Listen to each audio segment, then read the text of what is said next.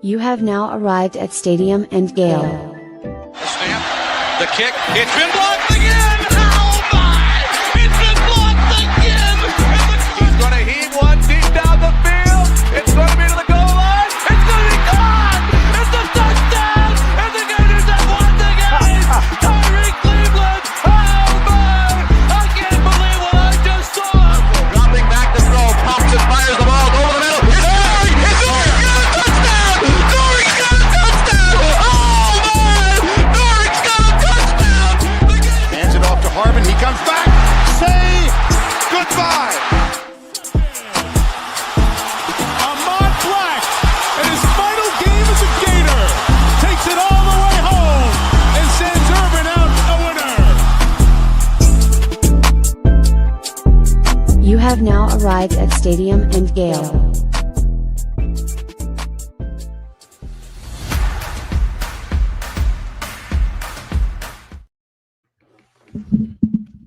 Boys and girls, ladies and gents, welcome to another episode of Stadium and Gale. This is Dan. Delatory. We're having a little war of attrition here. Jordan is still coaching with the Jaguars this offseason, and Corey is doing something that's far more important tonight, and that's being a dad. His son is going to have a scrimmage tonight. He's playing wide receivers, playing running back, and he wants to be there, and he should be here or be there for that. So it's going to be Nick and I today. Nick, how was your weekend? Good. You see me yawning, tired. Saturday at Scrimmage, we'll have some notes and stuff there. Sunday was Frankie's first birthday. So we did the party last week. Saturday, actually, I was up in Jacksonville right after Jacksonville, Dan. Yeah. Not a great party town either. Glass Factory, nice venue. Did you go to Moncrief? No, we're real quick. So did the scrimmage, went home, showered, changed, put on my wedding tux because my wife told me it's a black tie wedding. Okay. My wedding tux is, you saw it, Dan, very nice tux. It is dark navy blue. Right. And I told my wife, black tie just means wear a tux. It just means fancy. It does. Doesn't matter if it's blue, navy blue, or black. Wife didn't relay the message well. It just said wear a black tux or a black suit. So only guy wearing blue here. She mistook wear black for it's a black tie wedding. So just me in blue. Always have to stand out in the crowd, Nick. Just me in blue. Congratulations to Hunter and Summer. Congratulations to them, Nick. As an owner of a blue tuxedo myself, it's the best decision you can make. It stands out. It's nice. It's classy. Yours was classy. Thank you. I think that's the way to go. But that's good. Otherwise, low-key weekend for Dan over here. Making a lot of life changes, doing a lot of improvement on not going out as much. Trying to keep it a little bit more mellow. We'll see. Football season starts in a couple of weeks, so we might be singing a different tune. I'm getting peeling the curtain back. Dan will be staying at Casa Delatorre. We'll see. We'll see, especially if it's a night kickoff next day. We'll see. Well, yes. So I'll be up there for the USF game, the Mississippi State game, and the Texas game. And I do think, Nick, I'll be with you for maybe a night or two for some of those. But I'm looking forward to Peyton Town Red with you up in Gainesville this season. But, Nick, I'm turning the leaf. You know what I mean? Okay. So I told you guys I was turning the leaf. I finally got to tell my parents last week.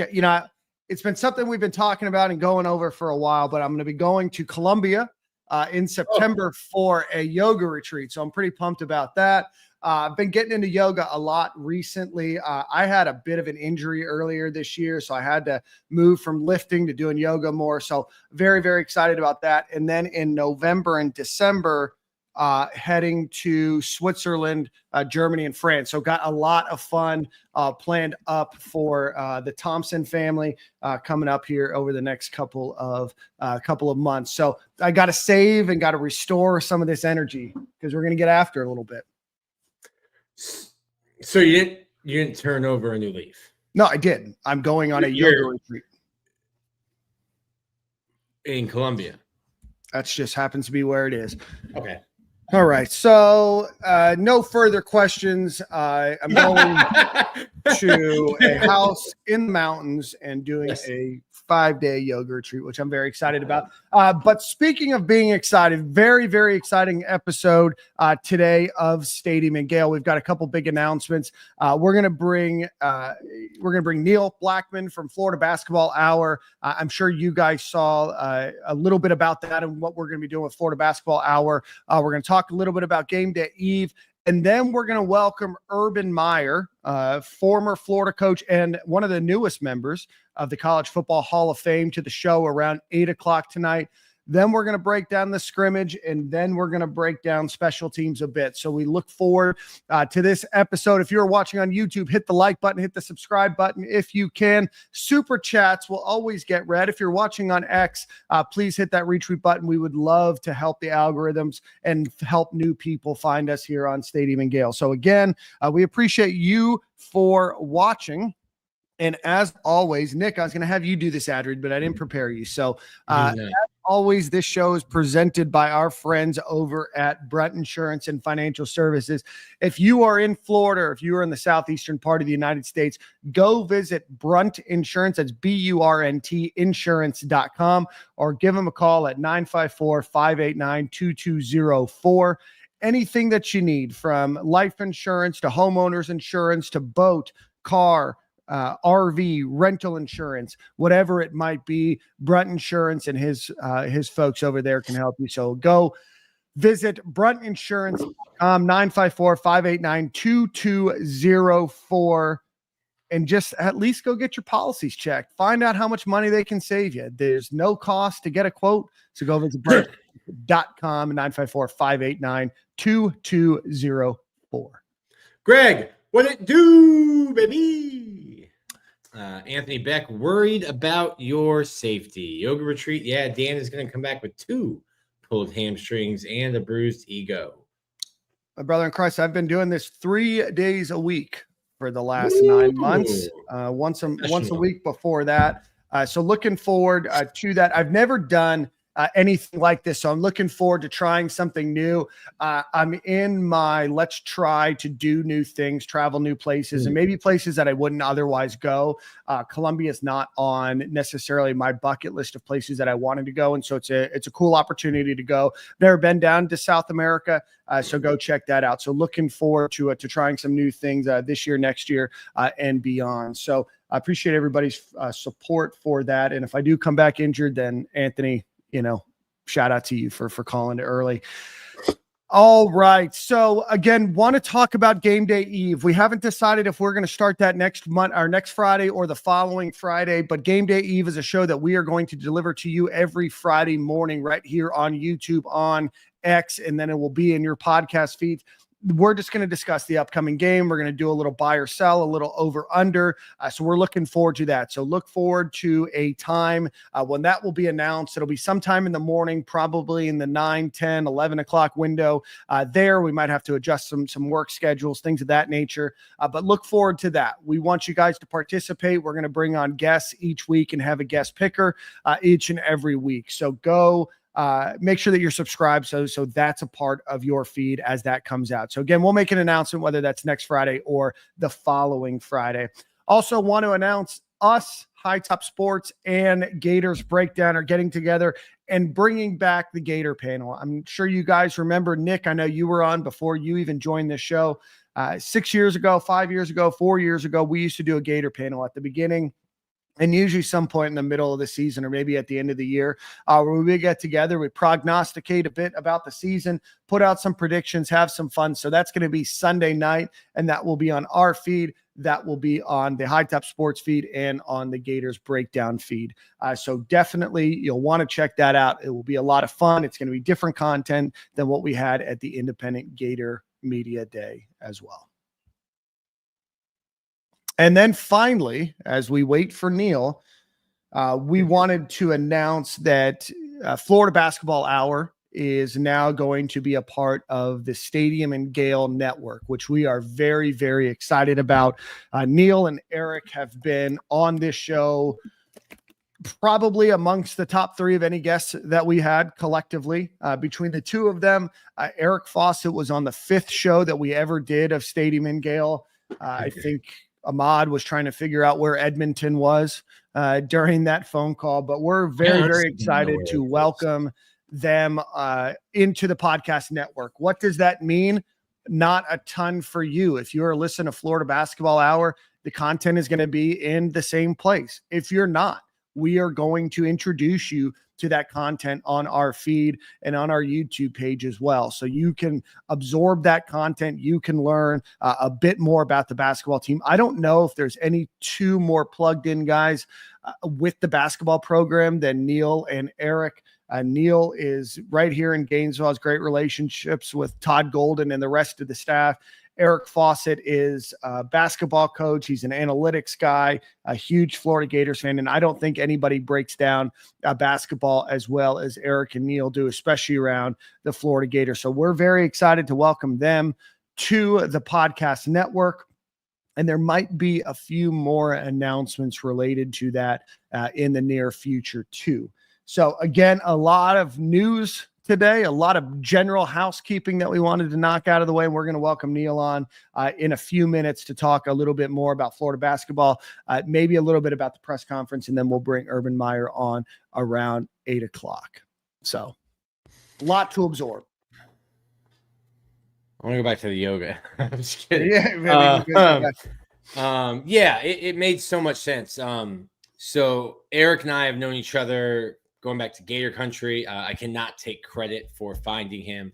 That was somebody else at Gator Country, but have been friends with him, and it's been cool to see him go from he actually we'll have to ask him about it. He kind of went viral for his vows.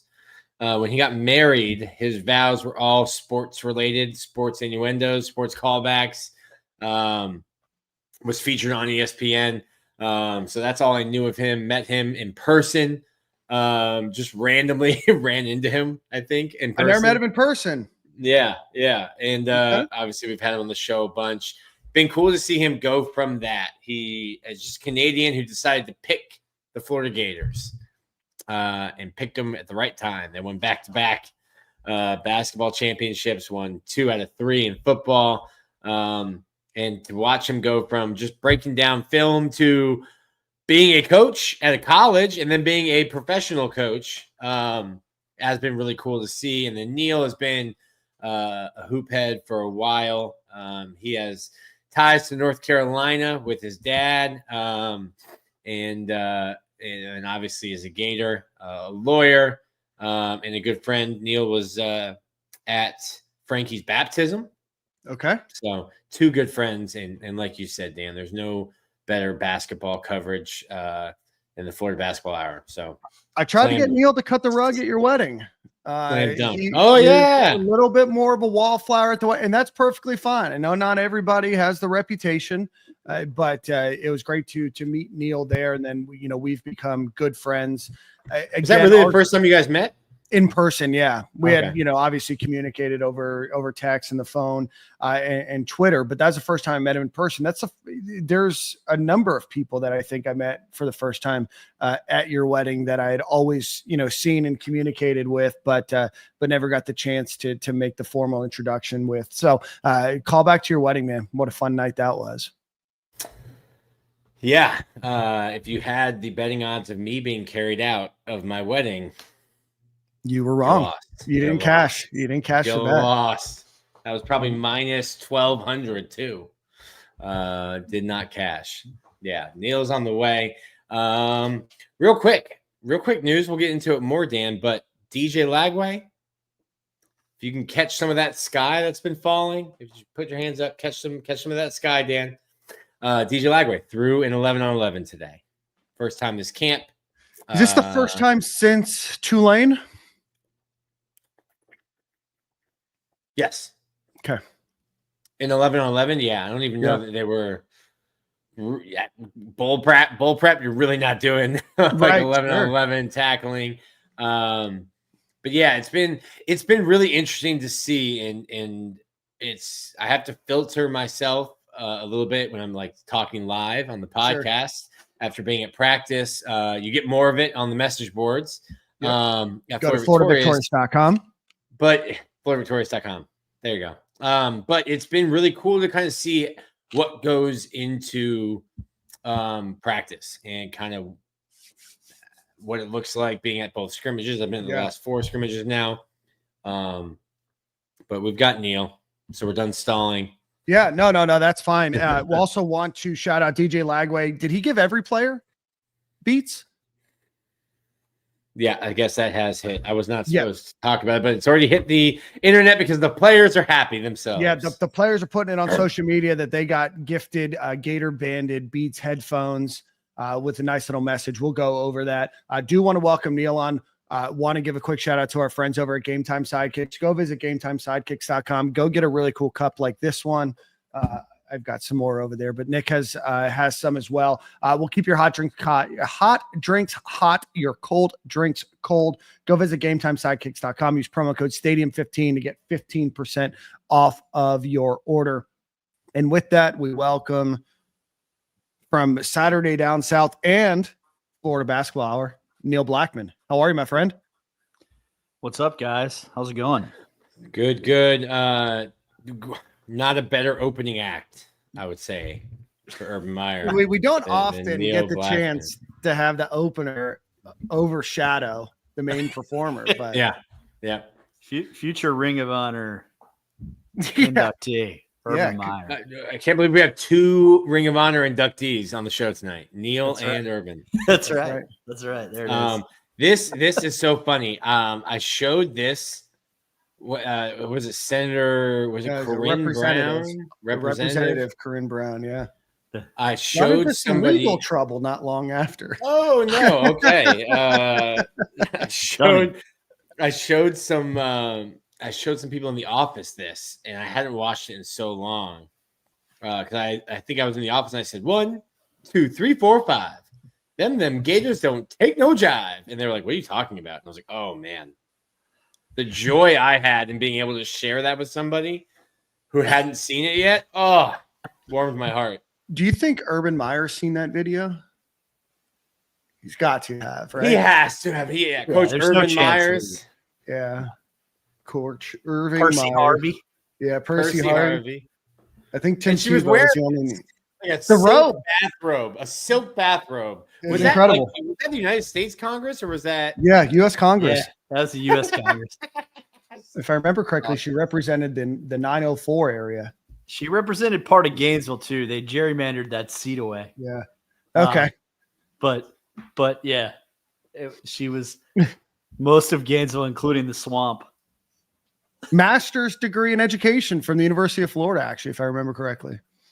Anyway, Neil, we had the chance to talk about Florida Basketball Hour and Stadium and Gale joining forces. I for one, am super excited about what you guys are doing at Florida Basketball Hour and how we can help you potentially grow your brand. I think, but more importantly, you fill a major gap in that we don't really know a lot about basketball. And I'm appreciative buddy. Speak for yourself. I'm talking mainly about you. 2 hoops, and you put the orange bouncy thing into the hoop, and you try to do it more than the other team. Idiot. Well, I stand corrected. But Neil, for those that may not be familiar, and I'm sure most are, give fans a perspective about Florida Basketball Hour. Yeah, I saw everybody tweeting out their credential thing, year whatever today. Shout out to all those guys. It has. If you're like year 8 or 9 on the Florida football beat, it hasn't been the easiest road, man. This is my year 12. All right, but you get to cover Sully, so yeah. I feel less bad for you. This is going to be our 8th season covering Florida basketball. It's been same 2 guys the whole time. Me, Eric Fawcett. Fawcett is now also working on a thing with internet anonymous personality Trilly Donovan. Okay. Who's a big-time college basketball personality and brand. He does a show with Kevin Sweeney on that network. He also coaches professionally. He's coached at the national team youth level as an assistant. So, like, what we always tell people is, and then this, I think the biggest change of the show really is that I moved back to Gainesville a year ago from Charlotte. So we used to be two guys who coached, albeit him at a much higher level than my high school coaching. But like, it was always, hey, these are two coaches that are talking about the sport. So that's a little bit different, right? But now that I'm in Gainesville, I think we also have an access. We're given a lot of access, which Denver Parlor, all those guys that make that possible. We so much appreciate you and the chance we get to cover the program. But that is unique about our show because you're going to probably learn something about basketball and what's happening on the floor and what you're watching. And then also we have all the insider stuff that you want. So that a lot of people love. So that's kind of been our journey. Obviously, year 7 was incredible. National champions. But we started this show thinking that Florida basketball was this huge brand. And it was interesting that we didn't have to sell that to a lot of people. Like, people kind of knew that nationally, and it was almost the Florida fan base that wondered if it was just the Donovan era or not. And nationally, people were like, well, yeah, of course Florida's good. Like, you have a ton of talent in the state. You have an administration that, compared to most SEC schools, actually cared. That's continued, by the way. Scott Strickland, even I think Florida fans will be very pleased, probably, unless they want it all to go to football. They'll be very pleased about the division and the fact that the contribution that Florida basketball is going to get from revenue share. And they deserve that. I did an episode. I don't remember. I think it was a couple weeks after the national championship. And I just talked about, like, look, when you've won 3 times as many national titles as the rest of the SEC, including Kentucky, this century, when you've been to 6 Final Fours, when you've been to 10 Elite Eights, when you have the second highest win percentage in the SEC since integration, like, you are a legitimate royalty style program. And it's cool that I think fans are, I don't want to say finally, but I do feel like the last couple of seasons, even before the national title, you started to see people kind of embracing that and embracing, like, hey, it's basketball season. This is great. I mean, De La Torre didn't know we were going to win the national title, and he came and sat down next to me in non-conference games last season. I was surprised to see him. Same. Maybe he just woke up from a Frankie nap and decided he would make his way over there. Who knows? But, like, point is, it's a natural combination. I think you guys, in terms of, like, the access that you give people to personalities, the way you celebrate what Florida football has been, but also what they're trying to build it to be, all of that is very consistent with kind of what our vision of why we started Florida Basketball Hour was. So I think that makes it really fun to get the chance to partner with y'all.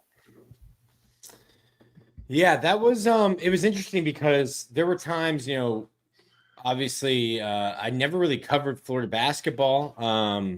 Richard Johnson covered the Final Four run in my first year. Yeah. And then I had Bailey covering basketball for me. She was my intern. I always had somebody covering it for me. And to be honest, during those years with Mike White, with the way that the team was performing and how good Sully was, and I think just my knowledge of baseball and then my consistency, our baseball numbers were better than our basketball numbers. And in 16, 17, 18, 19, 20, baseball was outperforming in terms of clicks, was outperforming basketball. And then I think, it kind of opened my eyes a little bit towards the SEC tournament. I think people started like really tuning. Of course, people tuned in. We had that event before the Tennessee game. I think you start believing when they win at Auburn. They make a run in Nashville, and I think people are like, okay, Spidey sense is tingling. Let's start really tuning in, tapping in. But yeah, the way that the team kind of embraced these guys, and in my new role, I get to interact with them more in a press conference setting. We were able to do that senior night video for the 3 senior guards. That was really, really cool. Meant a lot, I think, to everyone at Florida Victorious to be able to do that for them. But just a really good group of guys. And I was just talking with Urban. We're doing that because he was back home. Yeah, that was great. That was great pronunciation, by the way. That was great. That was great pronunciation, and the video was great. Yeah. Thank you. And just talking with him a little bit, and I was not trying to be disrespectful, but like in the tournament, you really tighten up and just kind of like say, hey, what was your view like? And kind of the ride and the run. But yeah, it was a special group of guys last year. Certainly easy to root for. Yeah, I mean, like we were talking, Napier was talking today about how he feels, what he's most proud of is the culture that they've built. And he didn't use the word finally, but the way he was asked the question, you could tell he was like, yeah, this is the first camp there's not entitlement. This is the first camp that there's joy in the success of your teammate.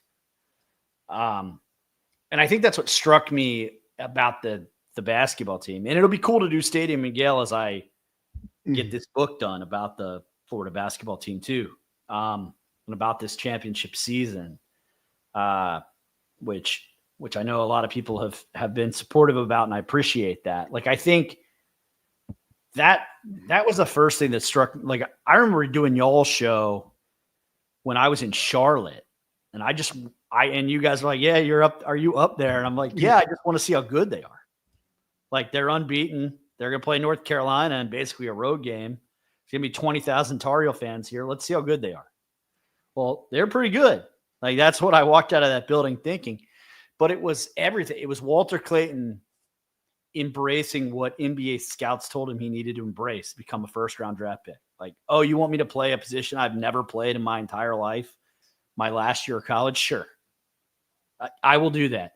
It was Will Richards saying, I will come back to school and I will guard even if I'm not shooting well, which sounds like a player could be selfish if they don't do that. But what I will tell you is it's really hard to not, when you're a guy who plays as good offensively as Will Richard can, it's hard to not let it affect your defense. It's hard to not think about missed shots. And he was willing to do that. It was Elijah Martin saying, they told him, hey, you come here and we're going to give you an opportunity to reshape the culture. We're going to trust you to lead loud and to just go out there and be yourself. And Elijah, one of the first comments he made to me in November was, I got my joy back. And what he meant by that was his last year at FAU, he was hurt.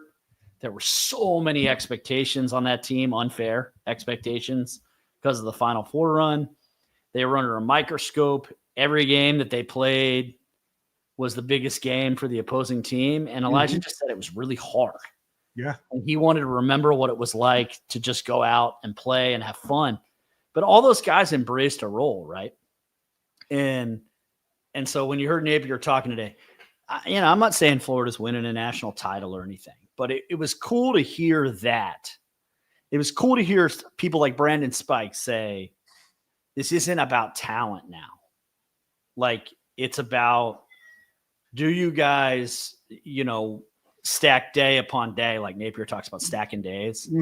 Like, Spikes is out there telling guys, it's just stack rep on stack, rep on rep on rep on rep. Like, we aren't, and when your guy when a guy battling for a spot with you makes a great play, like, yeah, you better be looking over your shoulder, but you also better be lifting him up. And that, I think, was Florida. Like, the culture that Todd Golden has built has made it really easy to kind of get behind that program. Yeah. And I know that there's obviously a lot of excitement about next season as well. You do well in the transfer portal. You get Xavier Lee, you get Boogie Flan, you get AJ Brown, you get some exciting new players as well, freshmen that are coming in. And then you get Alex Condon back, you get Tommy Hawk back, you get Ruben Chinyelu back, you get the pieces. And now you just get to augment those pieces with some incredible talent. Certainly, it would be hard pressed for me to think that, they're going to win a national championship, but I think that we have the foundation of what a championship team could look like. You have the coaching. We had the chance to talk to both of the assistant coach or, two of the three assistant coaches earlier this offseason. And you can tell they're dialed in. They celebrated a little bit and they were traveling all over the country, but they're absolutely dialed in into, making sure that they locked in the transfer portal, locked in recruiting, and then, you can celebrate, but it's time to look at the next prize, and that's that next national championship. Yeah, they're going to be good. I mean, I think the floor for them, I think assistants would tell you this. They might not say it out loud. Todd Golden might get mad at them for saying it out loud, but the floor for them is probably the Sweet 16. Mm-hmm. And then once you get to the Sweet 16, anything can happen, and anybody would tell you that's in the sport. But Jonathan Sapphire is one of the most competitive people you'll ever meet. Yeah. They won the title and it might not have sunk in for him, but as soon as Desmond Claude from USC visited, Saff and Todd Golden went back and they felt something was a little off, and that they weren't going to settle for that. They're like, let's just go get somebody that we think is better. Let's go compete our rear ends off and get someone better. They brought in Boogie Flan. Absolutely. Right. Denzel Aberdeen comes in and, great kid, great person, great player, key part of a national title team, but comes in and asks for way above market value. And a lot of staffs wouldn't have been okay being that uncomfortable. And Florida was like, we'll figure it out. These guys compete. So yeah, I mean, they're not going to rest on their laurels. And you know what? They know what's coming too. I've asked multiple guys on this staff, that now it's going to be rush the floor every night when you play Florida. Yeah. You know that you're going to get the best 5 minutes possible from Colgate.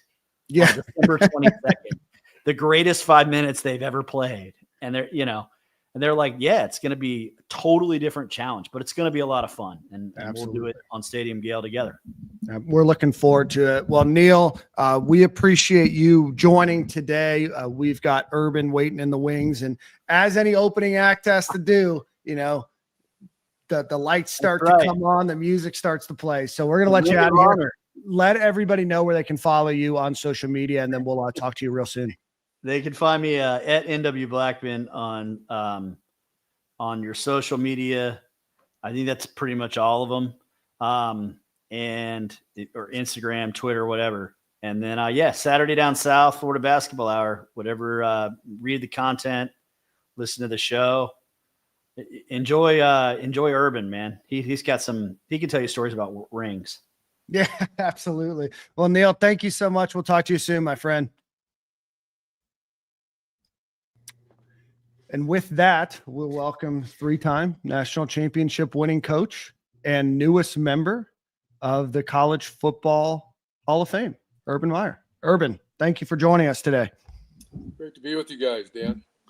Well, thanks so much for responding quickly today and moving your schedule around to bring us or to have you come on the show. Want to talk about, college football in general, but wanted to, congratulate you for obviously being a member of the 2025 College Football Hall of Fame and what that honor means to you. Well, I've been a college football fan for as long as I've been able to say the words college football. So, and I also, I was one of those guys that I became enamored with the coaching profession when I really started to study Nebraska. I was telling this story the other day that, when I was in high school or junior high, you were not allowed to lift weights. And people did not believe in the training. And so I started watching this Husker Power, it was called. I started getting the magazines. My dad got the magazines for me. And I went from, 120-pound weakling to 170-pound guy that was, instead of fly balls, the ball started going over the fence to a guy that didn't play much, to an all-state safety. And I said, wait a minute now. This might be a little bit of secret sauce here. So I just, at a very young age, I just became enamored with how to find an edge as a coach. So I wanted to play as long as possible. But it also humbles you when I see some of the names of the guys on my staff and some of the former great players. There's an argument that those are some of the greatest players to ever play the game. I was born in in '88, and I remember even when I was growing up, they were like, "Oh, don't lift weights." I played baseball. Oh, don't lift weights, and then that was like during the home run chase, and I'm like, I think Mark McGuire's lifting weights. I think you can play baseball and you can lift weights. Nick, my dad made me go to the doctor, and he had to sign off on it, and because I mean, you're right. It was bad for your back. It was bad for this. It was bad for that. So we went out and got a $20 weight set. And we put it right in my in the dining room in our house, and I'm not kidding. Oh. And that was back in the Rocky Balboa, where you're drinking the milkshakes with the raw eggs in it, and the protein, and I mean it was a transformation for me that helped my obviously athletic career, but it also, I think, it set the stage for why the spread offense, why the sports performance models that we put together over the years, that, there's always a better way. Just study it. Absolutely. Coach, I want to ask you about something a little bit different. You have experience in both, and obviously we've been seeing the SEC. We've been seeing conference expansion for the last 15 years or so. But right now, there's a lot of talk about the Big Ten and the SEC, obviously the two power conferences, and maybe their continued quest to expand. Where do you kind of see college football in maybe 10 years? If you were to prognosticate with what now, I don't expect you to necessarily see in the future. Well, the transformation of college sports to it all being all about money has been really an amazing thing to watch in my career. When you first got into coaching back in the 80s, like I did, no one got paid well. Mm-hmm. I remember my first job at Illinois State was $6,000 a year, and we were lucky. I remember going to Bowling Green, our players didn't have training table. And even in Florida, our training, it just wasn't like it is. And I'm not saying that's the way it should be, but here's the thing that I think everybody's got to really watch. Right now, the Wolverines have this is before all the fines and everything, a projected close to $30 million shortfall in budget. Some teams are starting to drop sports. I can see the SEC and Big Ten at some point saying, "Wait a minute, we are the primary source of revenue on television," which no one can argue that. Mm-hmm. I mean, I don't know. I got to be careful how I say this, but when you start seeing programs lose money, at the end of the day, those athletic directors report to a president. Mm-hmm. And the president reports to a board of trustees. And if you start dropping, these non-revenue sports, you start losing money because of a 12-team playoff, and you're seeing teams in there that, you probably in your mind are thinking we should have more teams in there. I'm a little concerned about what's going to happen here in the next few years. Yeah. Well, you kind of mentioned it. Do you have any prevailing thoughts on expansion of playoff? I think I kind of read the tea leaves there, but that's certainly something that's been talked about as well. 16 teams, 24 teams. I think there's one floater out at 28 teams, which just seems bonkers. But yeah, one the Big Ten proposed one is 4-4-2-2-1-1, mm-hmm. and that was. And I know that leaves the Big 12 and the ACC with only two teams, and I get it. They were pissed off about that, and they should have been. But what I liked best about that is the committee became no longer were you, and the committee didn't decide who went in. It was decided by play-in. So if the Big Ten got 4 teams, that meant the top 2 teams are in, but then you also had playing with 5 and 6, mm-hmm. So now there's no committee. The committee maybe helps seed, but they're not picking who goes in. Mm-hmm. I'm a huge fan of that. I mean, as long as you look back at 06, when we beat Arkansas, I was Mhm. I remember Jeremy Fuller. We got in real late, but I wanted to go to my son's practice, and I'm on the phone the whole time with him. And are we in, Jeremy? Are we in? And that was back when there was like all these different polls. Remember the BCS back then? Oh yeah. Mm-hmm. And he finally told me, and I screamed. I mean, like all these kids are out there. You know, my son was real little at the time, playing Little League baseball, and I'm standing out there in center field, and I just, hell yeah, something like that. And everybody could tell what happened. We were in. And then we go to, in 08 was also the BCS. Mm-hmm. And then in 14 was the first year of the playoff. But, you know, I think there's a human element involved. And I'd like to see the committee, other than seeding, that's fine. But who gets in, that should be playing. Mm-hmm. If there's a way to do that, I'm a big fan of that. I wonder if the Bulls will have an objection to that. It's funny because, you know, the playoffs to begin with, people were like, oh, you're going to devalue the regular season. And, buddy, let me tell you, I'm watching football. I'm watching action on Thursday. It doesn't matter. I used to joke, I'm like, I think there are too many bowls, but you better believe I'm going to be sitting down watching, the Cotton Swab Bowl on a Wednesday in December. But I wonder if the Bulls would have an issue with that. But I think the way that you kind of just explained it, Coach, too, that Missouri-Kentucky game in November that you might not have had an interest in. Well, hey, Missouri's 7-1 and they're battling for, a spot. You start getting some more meaning in games that maybe you wouldn't when you're looking at the Big Ten and the SEC getting, 4 teams, that 4-5-6 team that battle throughout the year. I agree with you, Nick, but also to trump that would be to say, everybody, remember when the great players, if you weren't one of the top 2, top 4 teams, they quit playing. Yeah. Mm-hmm. And now you're seeing all these great players playing. And so that's why I really like the play-in. So if you went that 4-4-2-2-1-1, and maybe expand it even more so you get more for the Big 12 and more for but you have 6 teams in the Big 10 still alive at the end of the year. Mm-hmm. And then that championship weekend where you're playing 1 versus 2 in the Big 10 championship game or SEC championship game, you also have playing games. And so you're seeing all these great players that otherwise would have cashed it in. Mm-hmm. They're still going. And what does all the fans really want to watch? They want to watch these when players started sitting out, and I understood it. But I remember when Denzel Ward came to me and said, I don't think I'm going to play in a Cotton Bowl. And that was the first time I didn't understand what he was saying. Mm-hmm. That didn't comprehend. Didn't compute with me. But I understand now. Certainly after I did my homework then. But the fans want to see the great players. And I think playing games are the way to go. And on that note, the campus sites for playoff games, unbelievable last year. Josh Pate put his predictions out, and he had Florida as an 8 seed, Georgia as a 9 seed. Coach, there was only one year. There was only 1 year where you didn't beat Georgia, and my goodness, you made up for it the following year. Very well. Those were completely necessary timeouts.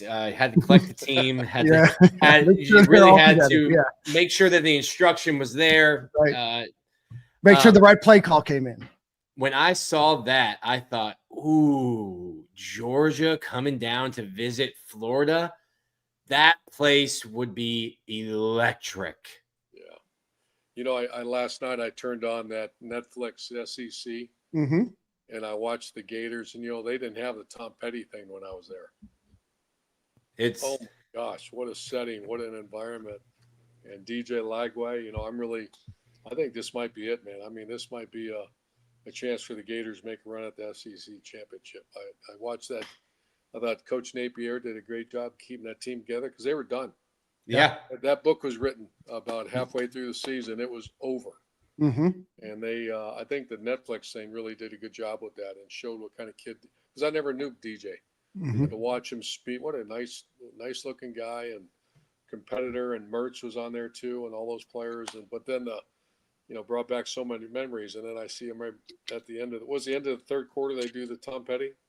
Yeah. Right Yeah, after We Are the Boys. Yep. Oh yeah, it's incredible. It's always good, but you can catch it for a night game.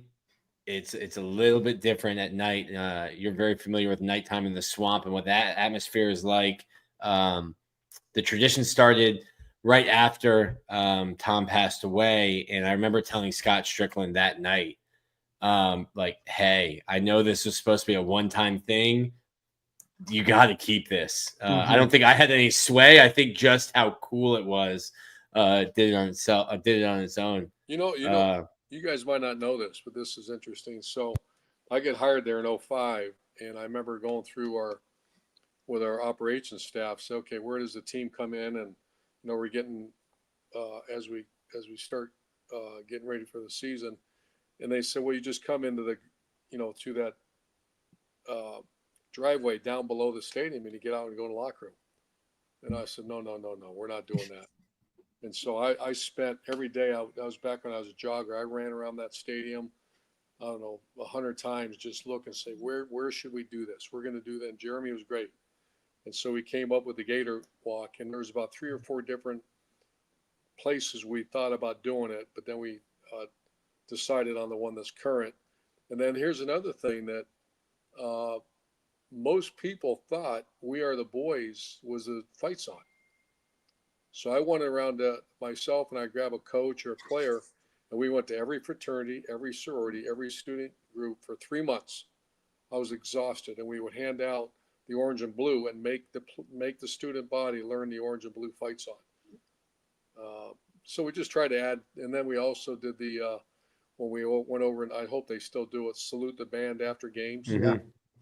And then sing the fight song with them, and I hope they still do that. I don't know if they do. But yeah, they do. The team is actually quizzed on it, and this week the team will have the band come into the facility, and they do like a practice run.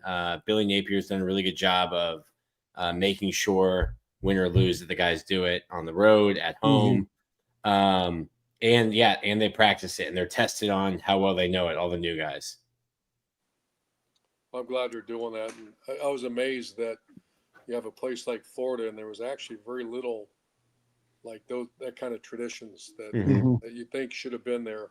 But I'm glad they stuck around. Absolutely. Coach, I know we're up against time here. Which college football landscape, which teams are you excited to watch this year? Well, we cover the Big Ten a lot, in the Big 12. So, the Ohio State is named Julian Sagan is their quarterback. He's slight of size, but he's got I've been hearing about him for a year. He's an Alabama transfer. Yep. They have the best player in college football. He's incredible. But there's another guy, because you can stop a great player. And I remember when I had Percy Harvin and then Lewis Murphy, then a guy named Riley Cooper came along, and you can't stop. If you have people all over the field, you can stop one guy, or at least limit them. So I think the Buckeyes are going to be really good. I think Penn State has followed the model of the Wolverines and the Buckeyes the last 2 years with a very veteran team. And that brings me to LSU. I watched that LSU thing when Nussmeier came back. A bunch of those guys came back. And they grow them different down in Louisiana. I remember my first time down there, and I walked and I saw those players coming out in those white uniforms. I grabbed my offensive line coach and I said, how in the hell are you going to block those guys? At night down in LSU, they just look different. And I think I'm excited to see the Gators. I'm going to talk about this on our podcast tomorrow. One of the players, I was supposed to pick 3 players that I can't wait to watch. One of them is DJ. I mean, he did that as a freshman. Yeah. And the growth from a freshman to sophomore at that position, I just don't know the players around him. I don't know, because I've not really studied Florida, but I'm anxious to watch him and see what he can do. One quick one, Coach. You've had quarterback battles, stuff like that. Florida doesn't have one, obviously, but for a backup, they do. And I think it's between a redshirt sophomore and a true freshman. Just how difficult is it as a coach trying to find that backup and judging by experience and young, and how do you handle that? Well, that's that's a tough one, but that's a critical spot. Mhm. It's we in 14 we ended up winning a national title with our third string quarterback. Yeah.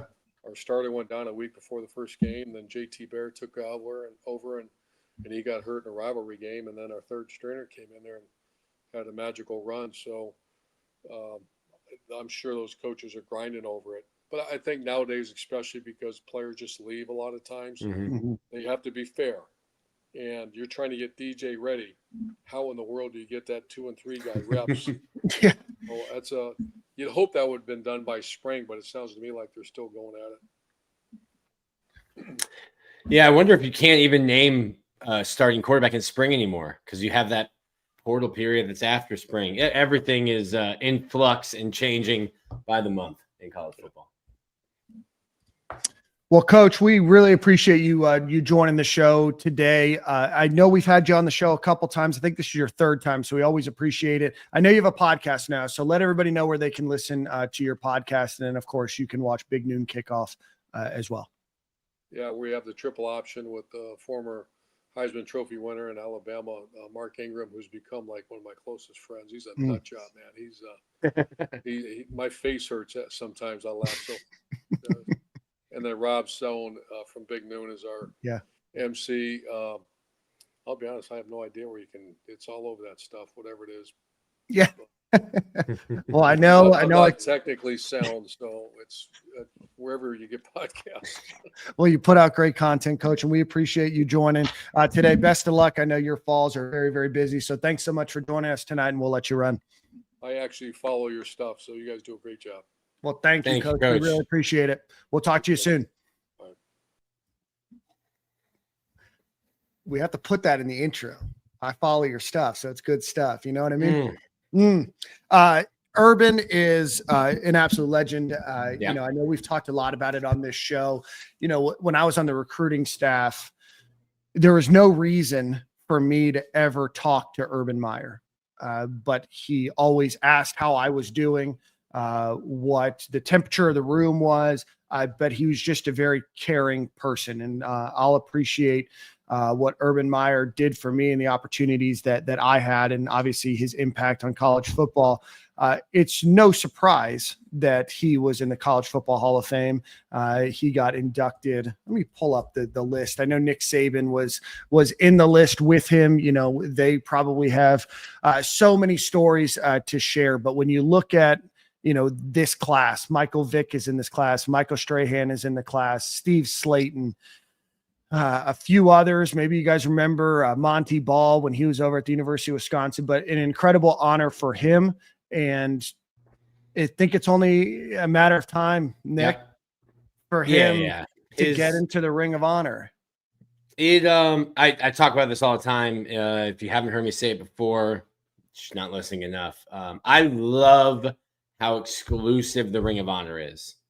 Percy Harvin doesn't have the qualifications to get into the Ring of Honor. That's the level of exclusivity it has. Percy Harvin, I'm sure, is in the UF Hall of Fame or will be. You can be in the UF Athletic Hall of Fame. To be in the Football Ring of Honor is one of the most exclusive clubs. I think like Wilbur Marshall, Emmitt Smith, Tim Tebow, Jack Youngblood, and Steve Spurrier.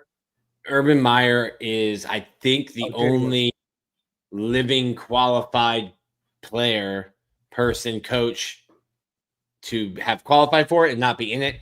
And I understand that there's been some time off. You probably didn't want to do it while he was actively coaching and winning national championships in college at Ohio State. But it is long overdue. And I believe Florida will do the correct thing eventually, in not too long. Urban Meyer deserves to be in the University of Florida Ring of Honor. Steve Spurrier is and always will be Florida's first son. Came to Florida, won a Heisman, came back to coached a Heisman, won a national championship. Urban Meyer is not Steve Spurrier, but Urban Meyer might be the most successful and best coach that Florida has had, winning 2 in 6 years. Yeah, 2 and 6 years. Obviously, all of those years, winning records. The 07 year, you get Tebow the Heisman. 05 season, you make the transition. 06, you win. 07, you get Tebow Heisman. 08, they win. 09, they have a undefeated regular season. Their first time in history going 12-0. Obviously, a tough loss to Alabama, then blow the doors off of Cincinnati. And then there's some other things that come up, right? Life happens, when he has that next year. Urban Meyer, in my opinion, is one of the top 3 football coaches of all time. Maybe he doesn't have the same number of national championships as some others. Maybe he didn't, have the same longevity as a head coach of some others. But in my opinion, what he did to the game of football, what his teams produced and how he was able to do it at multiple different places, from Bowling Green to Utah to Florida to Ohio State, is just something that is remarkable, and there's just very few that can hold a candle to him. I mean, the two greatest football coaches both changed the way the conference played football. Right? It was 3 yards in a cloud of dust. Spurrier came and goes, "Cool, we're throwing the ball down the field." Mm-hmm. When Urban Meyer and Dan Mullen and that Utah staff came to Florida, it was that spread stuff is cool, it's cute, it worked out there, not going to work in the SEC. Right. Two years in, you're like, okay, how do we stop this spread offense and how do we replicate it? Yeah. Urban Meyer and Steve Spurrier changed the way the SEC played football. Absolutely. And, it's going to be really cool. He's going to be honored at some game this year. It hasn't been announced yet, and I didn't want to ask him about it just in case they're still trying to figure out. He's going to be honored at a game this season as a member of the College Football Hall of Fame. While I do an ad read, I'm going to figure out how many Gators are in the College Football Hall of Fame. It's not a ton. There's 15. So Urban Meyer obviously didn't play, but he'd be the 16th member. 10 players and then 6 coaches that are in that elusive group, right? Florida's been playing football for almost 120 years. This will be season 119, I believe. And to be one of 16 is just an incredible honor. So congratulations to Urban. We don't need to sing his praises on this pod. Everybody loves Urban, right? If you didn't, he did his first ever interview about the Gators on Stadium and Gale well before we had YouTube. It was me, Corey, and Ahmad Black. We had it unencumbered for probably an hour and 15 minutes. I don't think he knew how long the show was going to be. But we just kept going, right? We didn't give him an opportunity to leave, but that was an incredible interview. So definitely go check that one out. It was 5 years ago,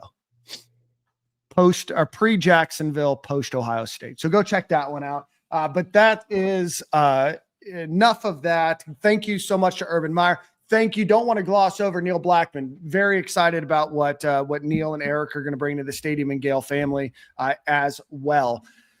All right, let's get into the scrimmage notes. Before we do that, Nick, though, I want to give an ad read, and I want to make sure that I share this because they just sent it to me while Urban was talking. So shout out to our friends over at Alumni Hall. They are hosting an event, a family-friendly event on Saturday from 11 a.m. till 1 p.m. with face painting, games, giveaways.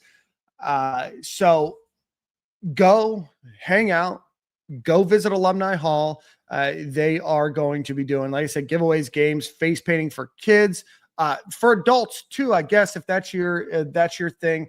And then obviously, load up on your gear for the new season, t-shirts, polos, golf polos, tailgating supplies, hats, anybody from newborn baby to great-grandmother, great-grandfather in your life. So go visit Alumni Hall on Archer Road this Saturday from 11 to 1 and get your Gator apparel and kick off your season in style.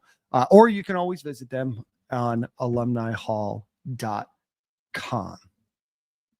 Nick, this is a question. Does Fred Taylor get into the Ring of Honor if he makes the NFL Hall of Fame? You are muted. Yes, I believe he would.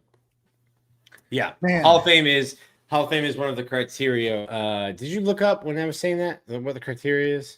Oh, no. I'm sorry. I was looking up how many people were in the Ring of Honor because I know somebody said Percy Harvin. I don't think Percy Harvin qualifies. So criteria is winning the Heisman Trophy, being an All-American, inducted into the Pro Football Hall of Fame. So you have to have both. Yep. Being an All-American who led the NFL in career categories, leading in collegiate categories, coaching at least one national championship team, or coaching at least 3 SEC championship teams. So, yes, but that would be or the only or 2 or more consensus All-American honors. I think the last player that had 2 was Vernon Hargreaves, and they weren't consensus. Consensus would be all 5. If all 5 of Walter Camp, Associated Press, Sporting News, AFCA, and FWAA all voted you as a first-team All-American 2 years in a row, you'd be qualified. But I love that is that exclusive. It's that hard. Yeah, no. Sorry, I missed that. This is what you get for trusting Google AI to just give you the answer. So all of the other things are right. Yes. Heisman winners that are in there are Steve Spurrier, Danny Werfel, Tim Tebow.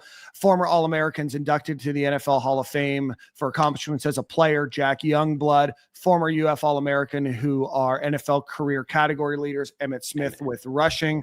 And Steve Spurrier, obviously a coach with the UF National Championship, coach with 3 SEC championships, is going to be Steve Spurrier. Nobody has been inducted as a collegiate career category winner or players with 2 or more consensus All-Americans. So, again, Emmitt Smith, Steve Spurrier, Danny Werfel, Jack Youngblood, and Wilbur Marshall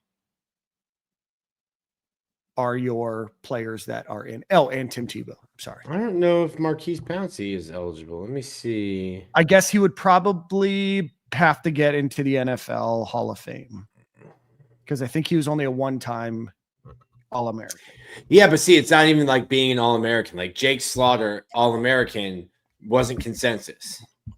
Do you think you have to be a consensus All-American and then get the Hall of Fame, or will they allow you to have just one All-American honor? Why don't you do research? Because I don't know if we're going to find that answer today. I'm looking at it on FloridaGators.com. Well, that's where I'm looking at it too. But it just says former UF All-American inducted to the Hall of Fame for accomplishments as players. I think they probably allow you to just be an All-American, which is a brick outside. But I don't know.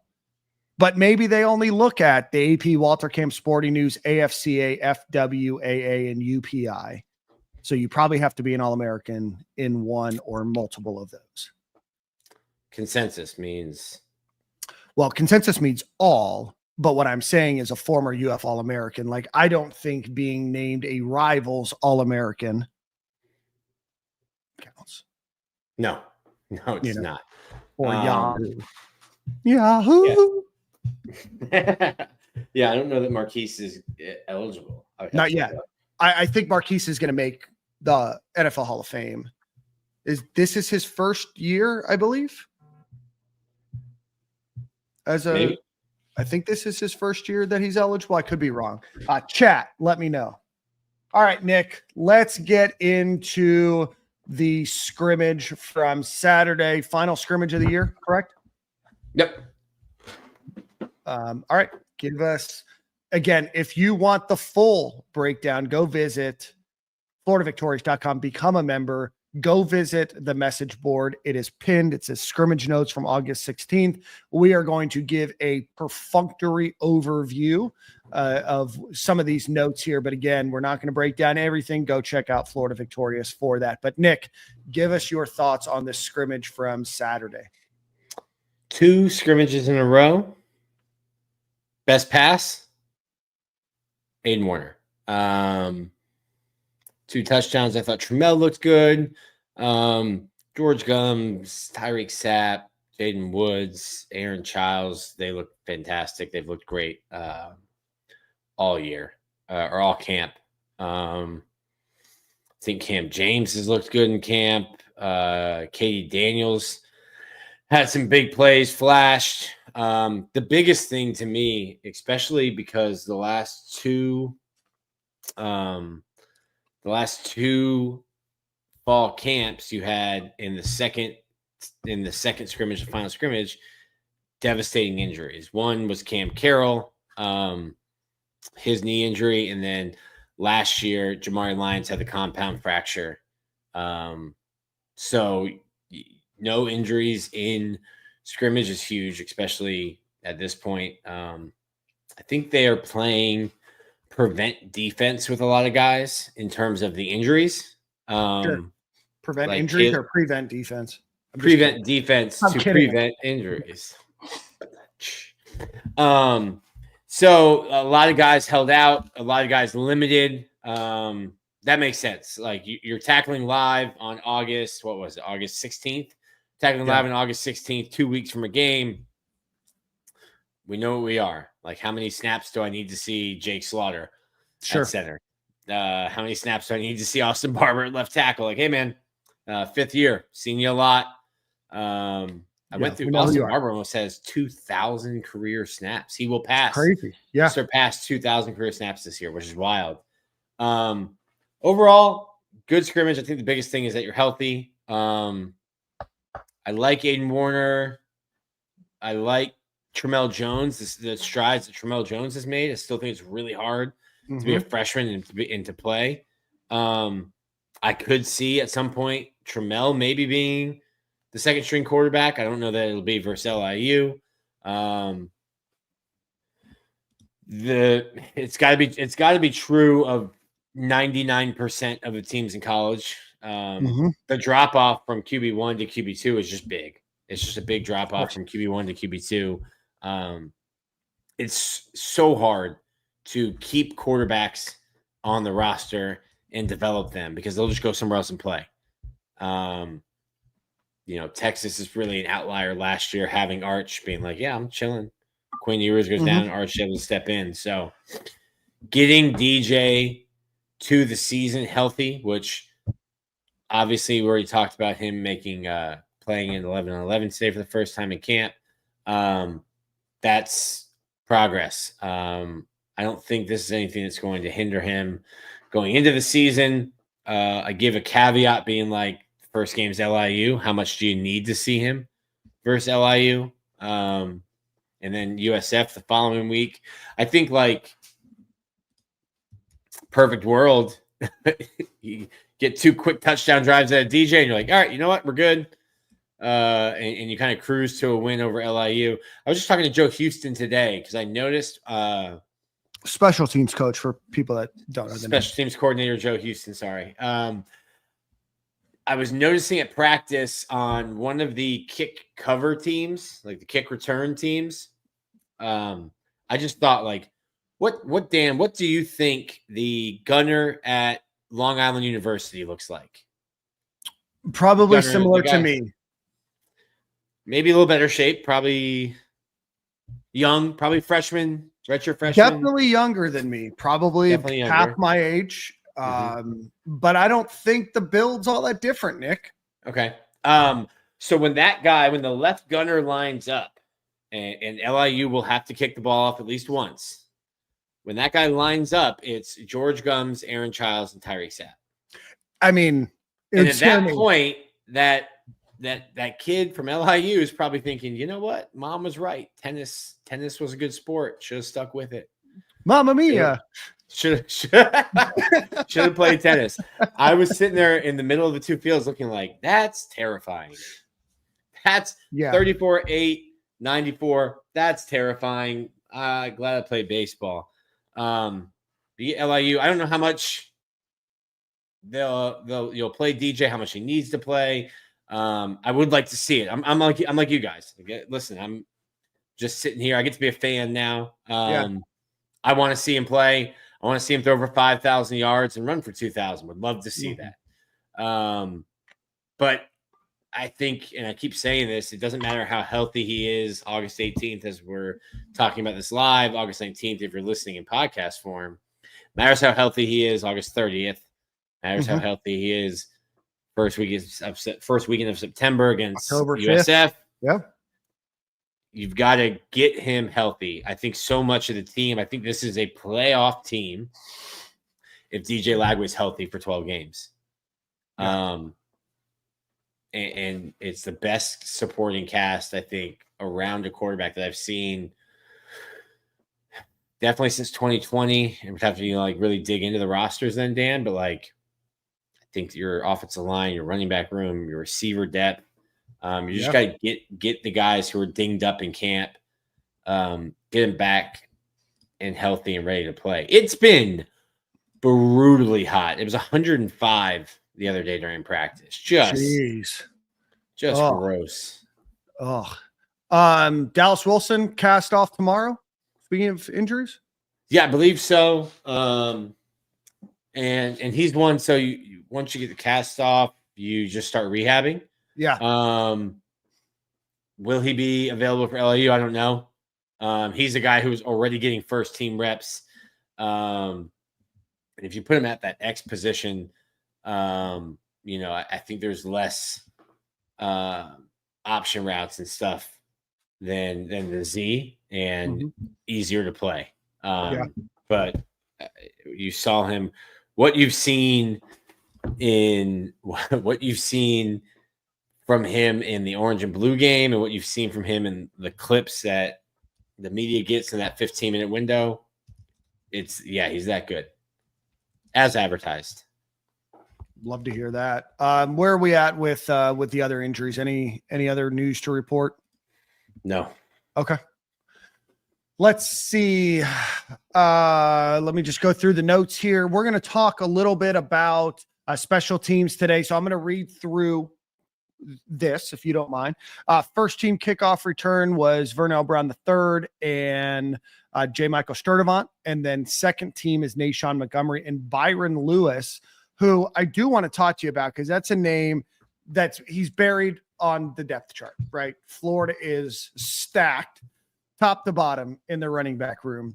Do you think that there's an opportunity for Byron Lewis to see the field in that capacity, or is it just practice? And I mean, you have Waltez Clark and Byron Lewis there. You also have four guys. Obviously, Trayon Webb is dealing with an injury coming back, but you have four guys ahead of him. Is there a chance that we see a Byron Lewis this year? Or? Yeah, I mean, there is a chance. I just don't know how. I don't envy the coaching staff with the transfer portal the way it is. I don't envy the coaching staff because Jaden Ball's your number one. Jacoby Jackson's your number two. Almost you're like 1B, right? I mean, it's 1A, 1B. Yeah. I mean, 100%. They're going to, and then Katie Daniels is electric. Jaden Ball can outrun people and run through you. Jacoby Jackson can run through you. Katie Daniels will make you miss and then run by you. Yeah. Waltez Clark, Duke Clark, I think has the best receiving hands out of the group. And I was unfamiliar with his game. Did not know how fast he is. He might be the fastest in the room. Maybe a little step behind KD. Maybe a step or two behind KD, but second fastest in the room. Trayon Webb, when and if he can come back, I should say when. I think he's already rehabbing. But when he comes back, does he slide back into 4? Does he slide? It's just a tough room, but you need. I guess the way to do it if you're a coach is just to be honest, like blunt and honest. Like, hey, this is the depth chart. This is how it is. But Byron Lewis from South Florida went to American Heritage. We won't hold that against him. First time I met him and I told him I went to St. Thomas, he was not friendly to me. I said I played baseball. He said, okay. Cool kid. But yeah, just it's a very deep room. Yeah, it's a deep room. If you look at punt returner, where you have first team Take Hawkins, second team Vernell Brown. Yeah, I think Vernell Brown, it's Joe Houston. I got a kick out of it during fall camp or the Florida Media Day when they asked him who's going to return kicks and punts. He named 12 guys. He named a dozen guys. I thought that was funny. I think everyone wanted it to be VB3. Obviously, a legacy, high profile. incredible ability to make guys miss, gets up to his top speed. Off the field, he is just about business, whether it's like doing stuff with us for NIL, with his other sponsorships. He's got an American Eagle deal, all about his business, but like handles everything. Like he's not somebody you're going to have to worry about when he leaves the facility.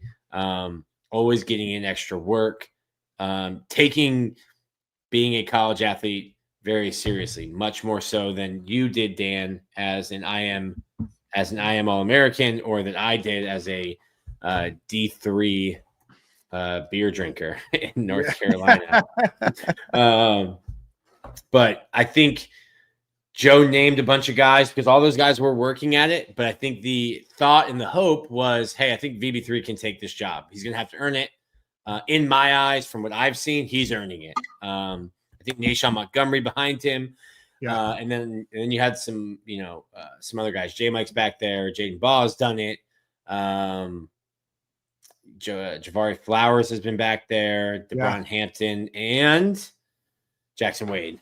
83. Sneaky fast. Jackson Wade's had a great camp. I don't know if our fans want to hear that.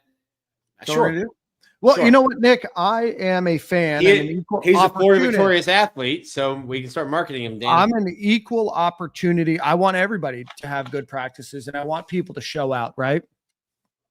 This is for a lot of kids, scholarship and not scholarship, the last opportunity that they're going to get to play professional, organized, or I guess in some ways professional, amateur, but paid football, right? So I think that this is a great opportunity. And if a guy like Cade can earn himself an opportunity to see the field, whether it's against an LIU or whether it's against a Mississippi State or FSU or whatever it might be, I want those kids to have the opportunity to do that because they're getting to live out, a once in a lifetime dream, right? The number of high school football players that ever play a professional college snap has got to be so unbelievably low that even if you get one snap against LIU, like you beat out 99.99% of the other people that played the same sport you did. Maybe 9.98. Yeah, not that everyone has to be Rudy, but you're getting an opportunity to be part of a team. I say this all the time, like I was shaped so much by playing sports, by being part of a team. You learn life lessons. You learn how to fail. You learn how to deal with success. You learn just how to deal with people, deal with your peers. Yeah. Self-discipline. When you're not self-disciplined, you learn about discipline, right?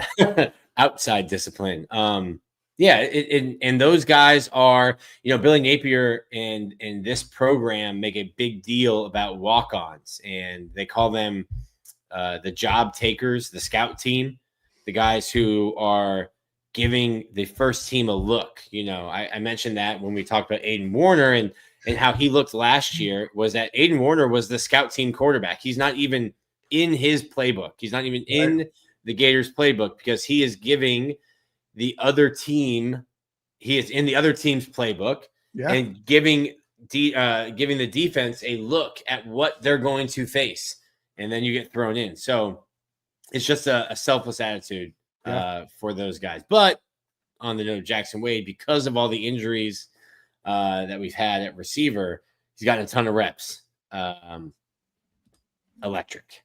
83 in your playbooks, number one in your heart. All right.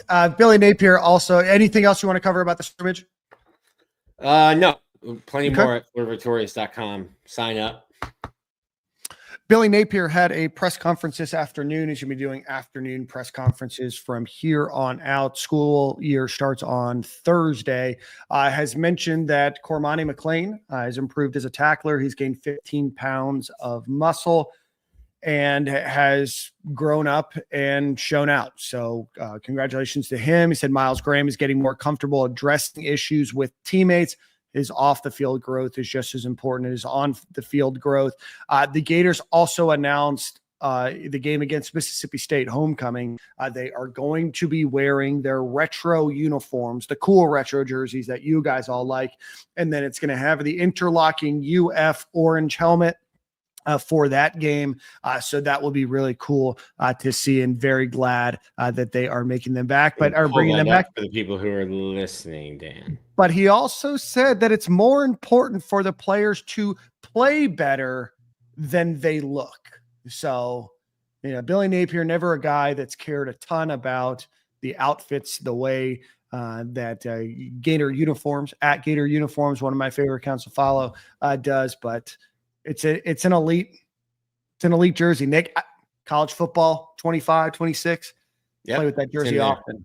I don't know if you can see it. I don't know if you can see it here. So they put like a little that elephant pattern it's not a gator pattern. Yeah. Why would it be? It's the elephant pattern is on normal Jordans, like the Jordan brand stuff. My bad. Is I don't in know the blue. enough about Looks fashion. Good. But I really appreciated small detail here. Throwback uniform, go with a legacy player. I don't think Ernest Graham, obviously Miles Graham modeling there. I don't think Ernest played in those uniforms, but really cool to use a legacy player when you're using a throwback or a legacy jersey. Guy looks good. Pause. But he also mentioned TJ Abrams and Vernell Brown as players that have really stuck out in the wide receiver room this year. Obviously, we've talked a lot about Vernell Brown. There's a lot of reason to. TJ Abrams often gets overshadowed. Right. You talk about J. Mike, you talk about Dallas, Eugene, even Tank Hawkins and Dallas Wilson and all these other guys. It's kind of easy to forget about TJ Abrams. There's a chance. Number 4, both number 4s have been playing a good bit. Teddy Foster on defense, TJ Abrams on offense. There's a lot of talent in that room. I think those first 2 games we'll see a lot of those guys and getting those opportunities. To me, though, like I Vernell Brown, obviously everyone talks about Dallas and for good reason. But like Vernell Brown, I think it's quietly because we don't the outside media doesn't get to see as much, but like just balls out every day. Has had an incredible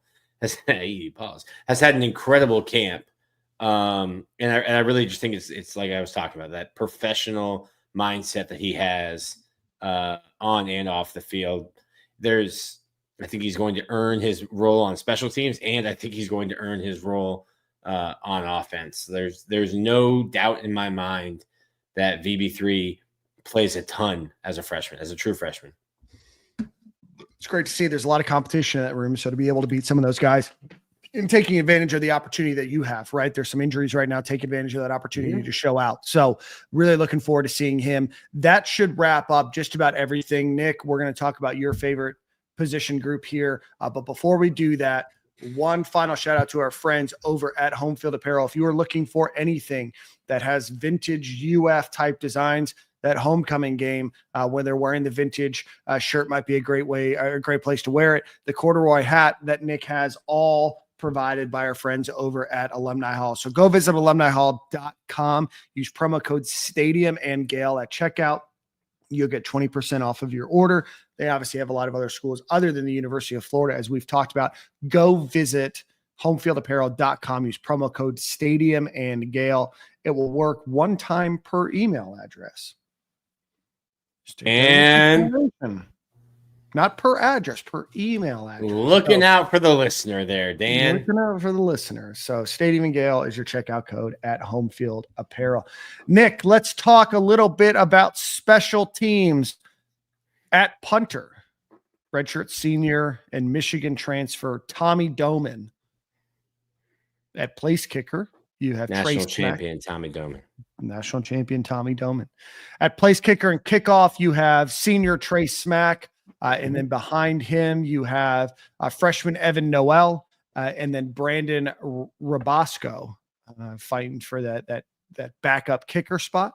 Long snapper is going to be redshirt senior and I believe an All-American by one of the folks that follow special teams, Rocco Underwood. Yep. He's been a huge, steadfast positional player. You don't realize you don't have a good long snapper until you don't have one. So it's a very important role. And then after that, kickoff return, you've had Jaden Baugh, you've had Take Hawkins, you've had J. Michael Sturdivant, Nashawn Montgomery, Byron Lewis. You've had kind of a cavalcade of names at that kickoff position or kick return position. And then at punt return, you have Take Hawkins, you have Vernell Brown, Eugene Wilson. Again, the list kind of goes on and on of potentials there. Nick, let's talk about the punting position. You've seen Tommy Doman. What are your thoughts there?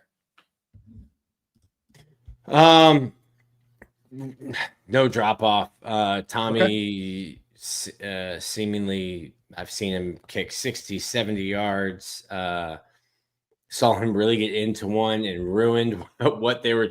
It was a punt return drill and just punted the ball like into the offensive line who was working out behind VB3 and the other guys. So he's really good. I think he's good at spotting the ball too. The coffin corner kicks and all of that. I actually think Hayden Craig is better at that. Okay. Really good. Hayden Craig, freshman. Yeah, really good with his directional kicking. Tommy does a really good job with hang time, and I don't think you're going to get a lot of returns, and it might not matter.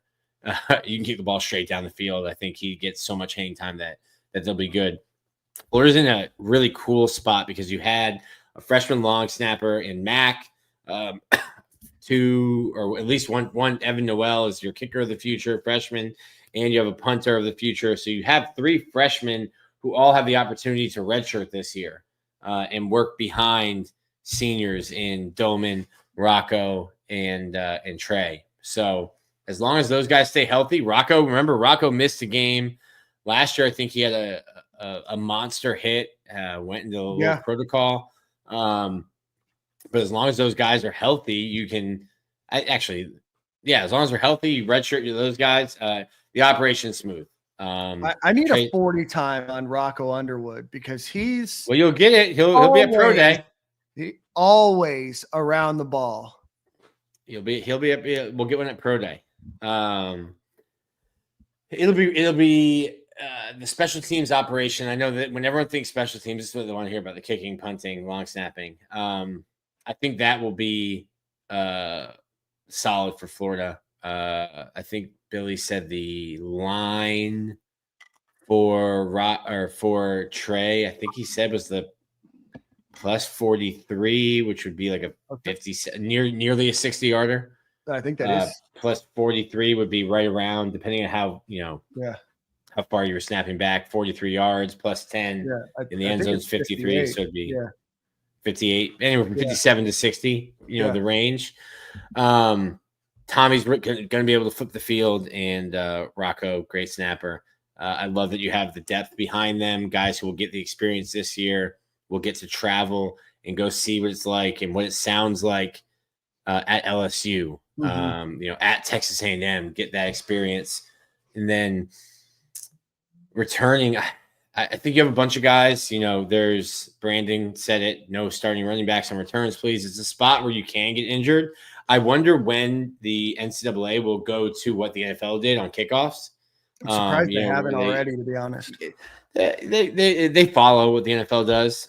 So maybe next year. But I think Florida has an opportunity to be elite on special teams. And I say that because of like what I was joking about earlier with the LIU gunner, George Gums, Aaron Childs, and Tyreek Sapp on kick return. I watched like Nashawn Montgomery come off the edge on kick block. Like, you're getting talented guys to buy in and play on special teams. It's become an emphasis to compete on special teams. George Gums coming off the ball.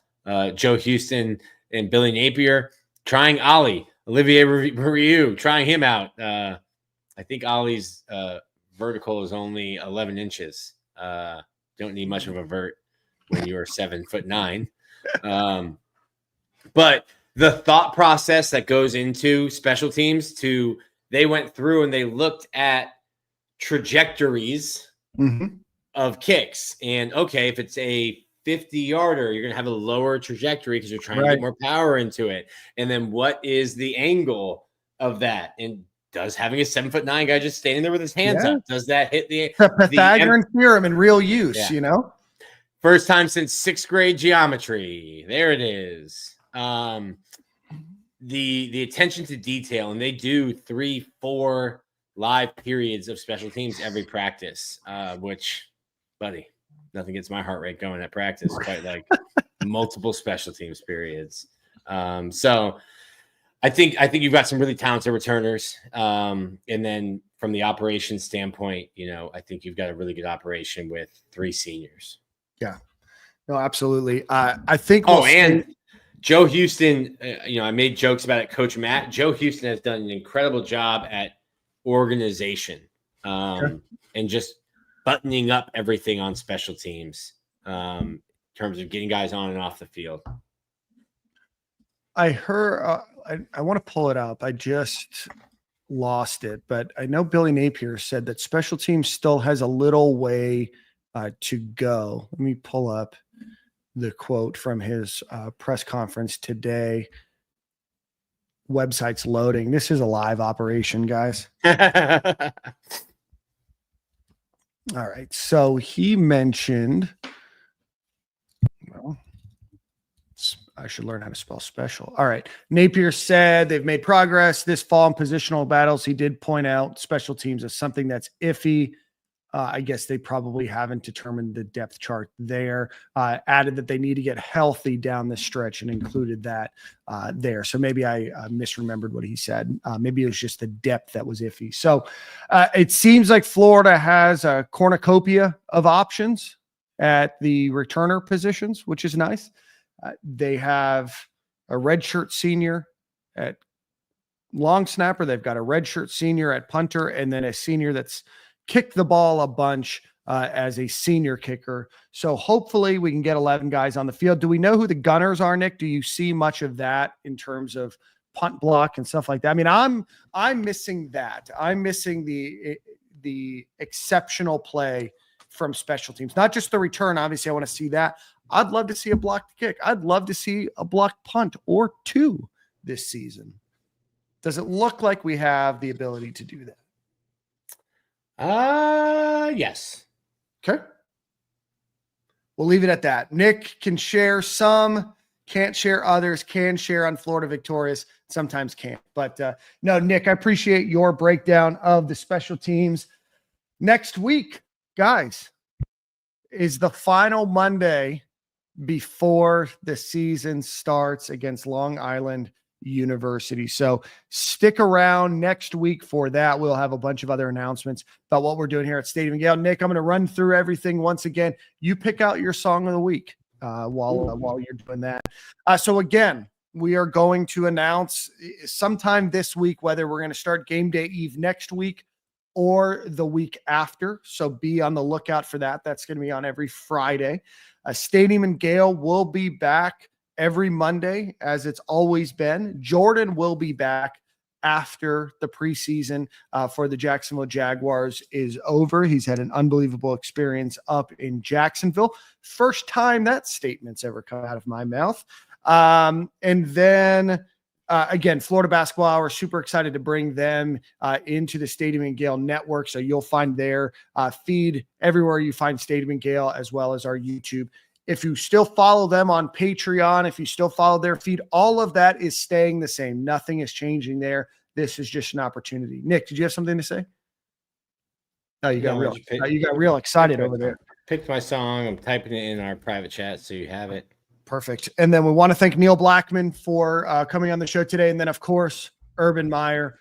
Congratulations to him, a member of the 2025 College Football Hall of Fame, and really being candid about the future of college athletics, his thoughts on the playoff and then ultimately, his thoughts on the Gators and college football as a whole. So with that, Nick, what do we got? I can't remember. It might have been a reel. I'm old, so I'm not on TikTok. So I get my TikToks a week late on Instagram Reels, but it is Zach John King. Okay. The song is called Lose You. It was between that and I think Life Behind Bars, but we went with Lose You, Zach John King. Awesome. Well, we appreciate everybody for watching on YouTube. We appreciate everybody for watching on Twitter. We will see you at the same corner, same time next week. See ya.